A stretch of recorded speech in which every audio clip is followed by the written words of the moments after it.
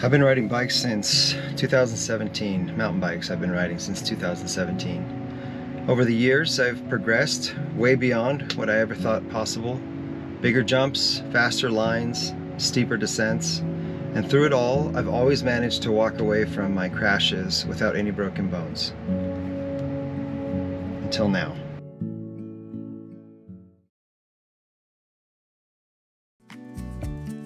So this day was supposed to be a ton of fun. We were at Luceno Bike Park. They had just built a brand new Proline, and I was there with insane progress this year. This is Smoking Trails. I also met Brian with a Y this morning. Stoked to ride with him. Leo is here with us. What's up, guys? We've got Noah, who I just met this morning as well. And then, is it Martin? Martin. And Martin. Hey, what's up? It was Paul's first time, and we were all pretty stoked to check out all the new stuff and just to ride the trails together. So we started with some warm-up laps, the usual suspects at Luceno Bike Park, Coyote Chase, Granite Falls, Rabbit's Leap, the classics, and the vibes were really high. Yeah, dude! Woo!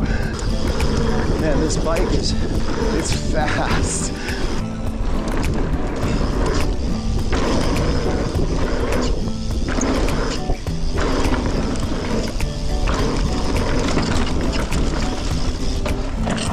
Oh!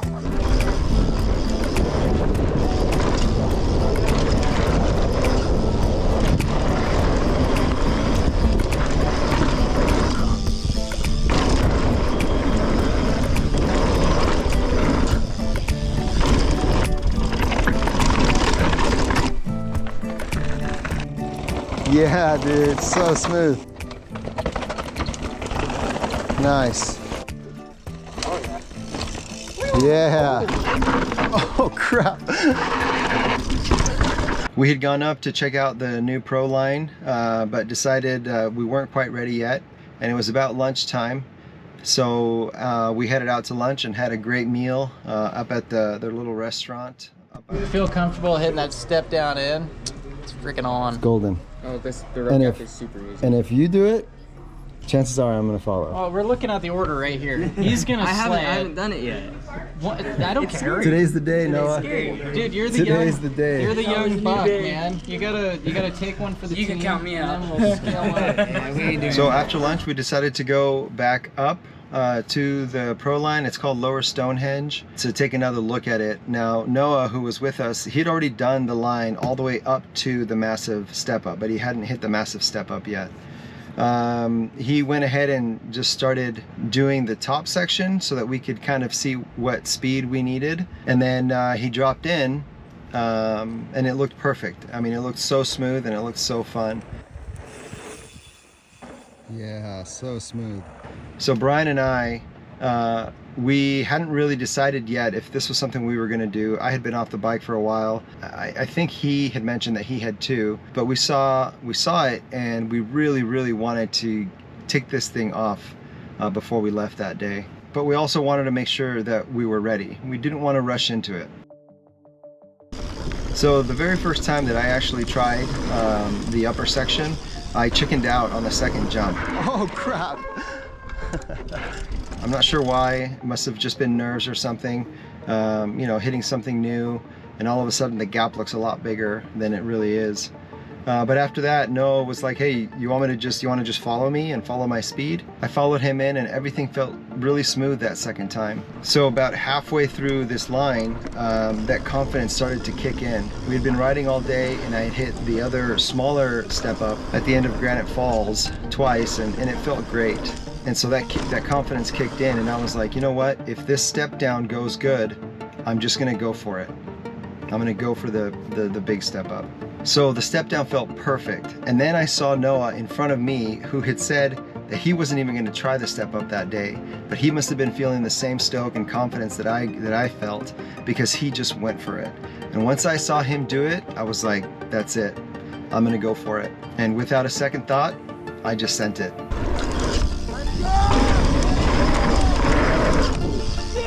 Yeah!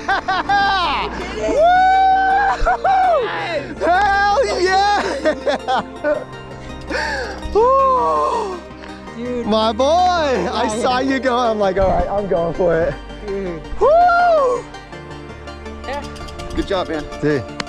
Yeah, Oh, you it's hadn't clean. even done the drop yet. Nope. Hadn't even done the full shark fin. It's just like, let's just go. Run too hard.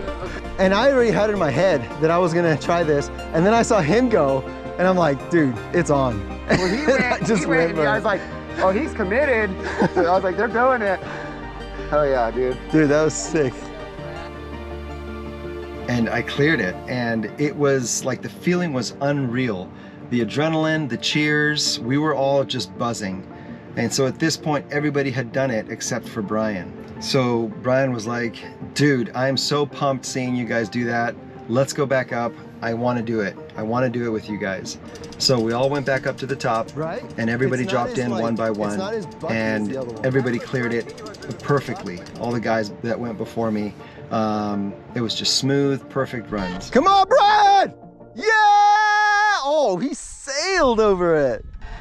Yeah! And I was the last to drop. So this second time, it was the end of the day. I was tired, I was feeling the fatigue from the whole day, but I was also really, really stoked that I had done this and that they were clearing it, and I wanted to get it this second time as well. I went into it with a lot of confidence, maybe a little too much confidence. I told myself that I wanted to land deeper. The first time I kind of landed right at the top, and so I wanted to land on the backside of this thing. So in my mind, I was like, pump harder, pull harder. But here's the thing, I was riding my brand new Yeti SB 165, well, brand new to me, and I haven't really even messed with the suspension since I had got it. This was actually my first real ride with this bike. So, you know, it's not completely dialed in, and I'm not completely familiar with the suspension, and it bucked me. It bucked me, and as soon as I went off that lip, I felt myself starting to go nosedive, and I knew that I was going to go OTB if I stayed. So I ended up ditching the bike, thinking that that was the best option. Oh.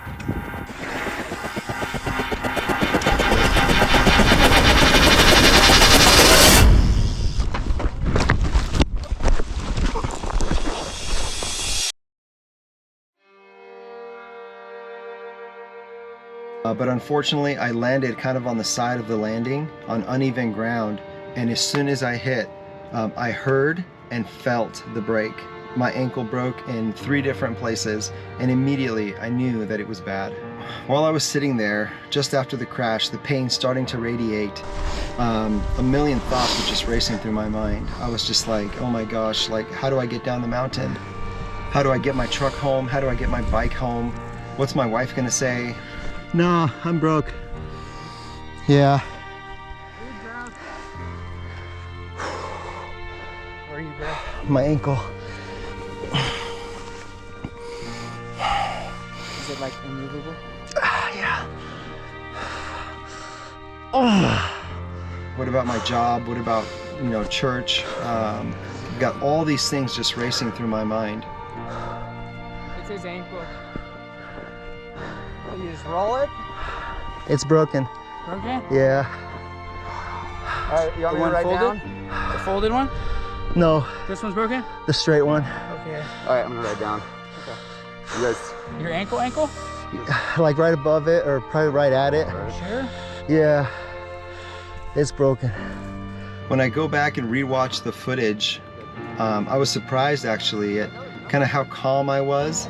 I had always been afraid of breaking a bone just because I thought it looked so painful, and the thought of it scared me. And don't get me wrong, it was painful, but it wasn't as painful as I had made it out to be in my head. And also, I think that the body, when you break a bone, just goes into survival mode and releases all these natural drugs and starts to protect you from the pain. But I was just sitting there, kind of in silence, just processing. My friends were incredible. I got to give a huge shout out to each and every one of them that were there. They were incredible. They stayed with me. They called the first responders. They gathered all my stuff and made sure that it was safe. I owe them a huge debt of gratitude. I'm putting your head in the shade. Thanks, bud.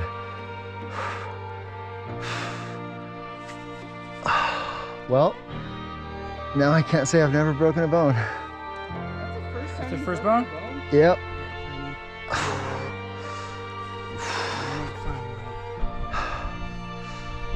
Dude, I was super freaking impressed how you got off that bike. Well, I saw Yeah, I saw like, it coming, man. I saw it coming. I was like, yeah, I might as well not get tangled up with the bike too. throw it. Bike is fine besides twisted bars. Okay, let's turn your GoPro off.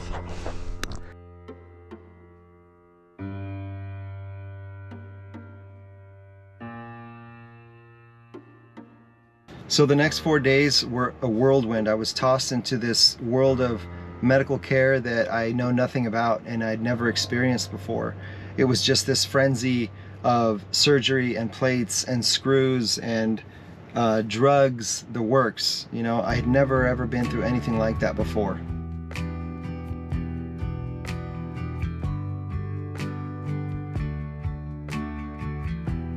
So when I got back home, the outpouring of support was overwhelming. Family, friends, people from the biking community, people from my church, everybody was just reaching out, wishing me well, wishing me a quick recovery, and it was very touching. One thing that kept coming up and one question that was asked a lot was mostly from my family and some coworkers was, are you going to continue riding your bike after this? And honestly, I've thought a lot about that question over the last week or so. This crash really made me think a lot about what riding means to me.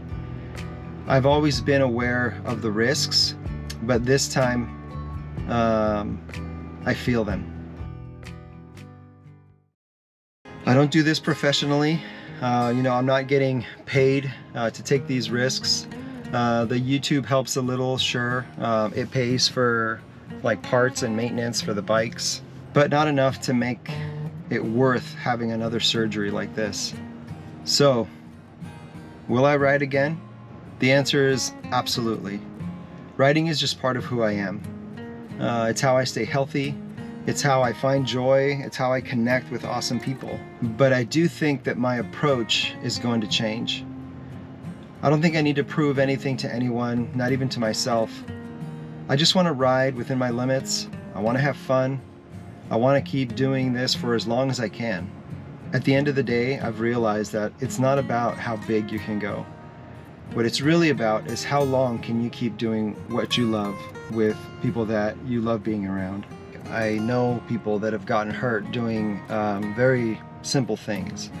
But I do think that, you know, I have been taking more and more risks since I've started riding to now. I just don't think it's necessary to continue to chase that bigger gap, that bigger drop.